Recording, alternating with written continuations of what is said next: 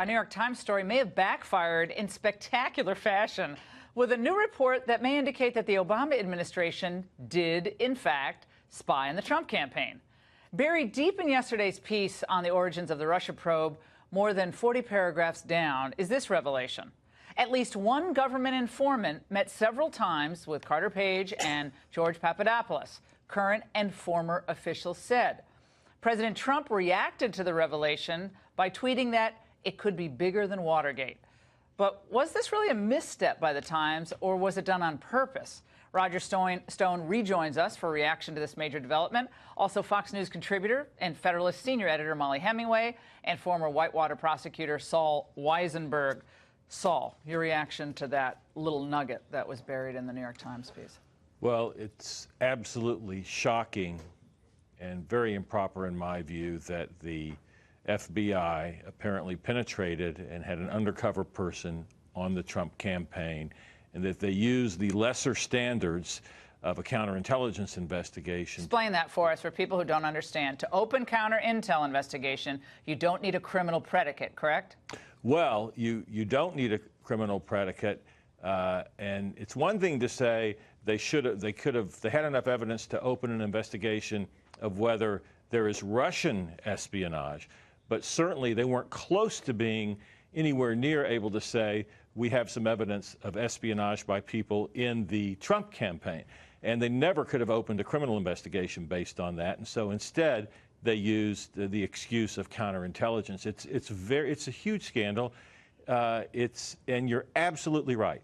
It was put in that story because they knew it was going to come out, and they're trying to be able to say that's old news and that's not really a big deal. Molly.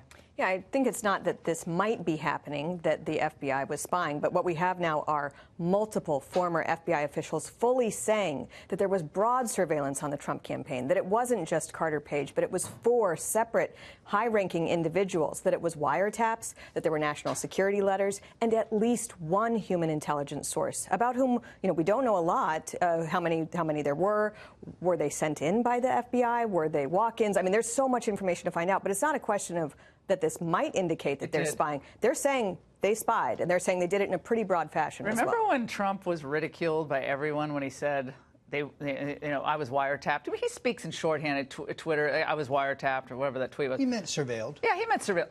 He was right. He was absolutely right. Judge Andrew Napolitano. They trashed him. Right here on Fox was the first one to call this. Look, this has to be seen in context. Not only did they use a phony, fabricated dossier as the underlying legal rationale for the spying on the Republican candidate for president, using the power, the authority, and the capability of the state to spy on one of the 2 major party candidates, an abuse of power, but now they infiltrated the Trump campaign with a FBI agent. This makes Watergate look like small potatoes. It looks like this guy, Stefan Halper, who teaches at Cambridge. He's an American citizen. He's a bushy neocon guy. Definitely. You know him, Roger. I played poker with him. He's an excellent poker player. Yeah, apparently. But it looks like, it's been reported, Daily Caller, others, I know DeGeneva's on this, he might have been someone who was trying to suggest a lot of things to the Trump campaign. But he didn't work for the Trump campaign. But it was reported that he approached many different Trump campaign people to try to give them information. What do you make of that, Saul? Well, you would call that a potential entrapment, an agent provocateur in the campaign. I hadn't heard that yet, but it wouldn't necessarily surprise me. But it's shocking enough that based on the kind of flimsy evidence that they had, that they would put somebody into the campaign. The FISA is disturbing enough because we know they didn't reveal something very important to the FISA court. But to have a plant in the political campaign of your opponent, if you do something like that, you better have dynamite. And it looks like they didn't have dynamite. And it's all part of a pattern, the pattern of Sally Yates investigating Mike Flynn for the Logan Act. It's all part of a very disturbing She was out defending all this yesterday. There's an additional problem with this, which is Congress is currently trying to find out information about these types of things. And the FBI is telling them that they can't turn over that information. At the same time, you're seeing leaks with personally identifying biographical and career information about this source that was used, and there's at least one source. They're telling the New York Times, they're telling the Washington Post, but they won't turn over the information to Congress, which Why? is actually... Because they want to make themselves look as good as possible before this IG thing comes out and before other documents come out. I mean, this narrative is being painted, bearing the lead in the New York Times. And Rudy just said on Sean Hannity's show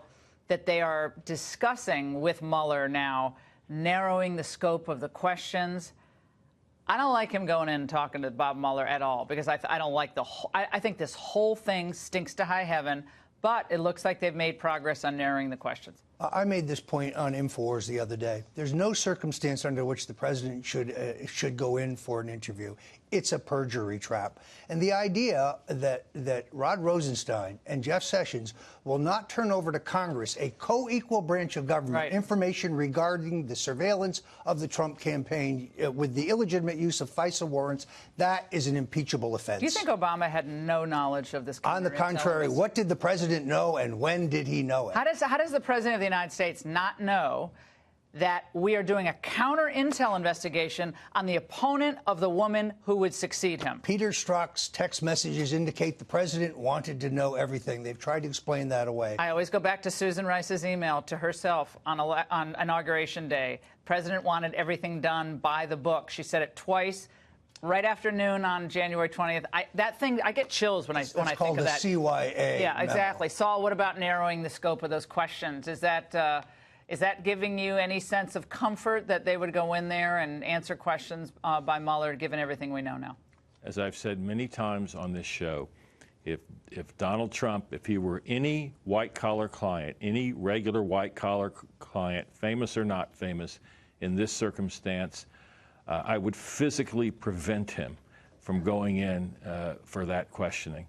And on the point that Roger raised about the information that the DOJ doesn't want to give over, there are good reasons for not giving over sources and methods. The problem with the DOJ, particularly with the FBI, is they've been caught saying several times, we can't turn this over because it's sensitive, and when they back down and they unredact it, it's just embarrassing. They have a credibility problem. Molly, Papadopoulos, they kept saying Papadopoulos was this big impetus for the investigation. The more we learn about that, I mean, I'm sorry, but he just seems like a goofball. I mean, I don't know him, but he's like Carter Page, I mean, Papadopoulos. This is like ridiculous. I mean, just look at these figures. They're not exactly, characters you'd imagine, like compiling information and try to get with the Russians.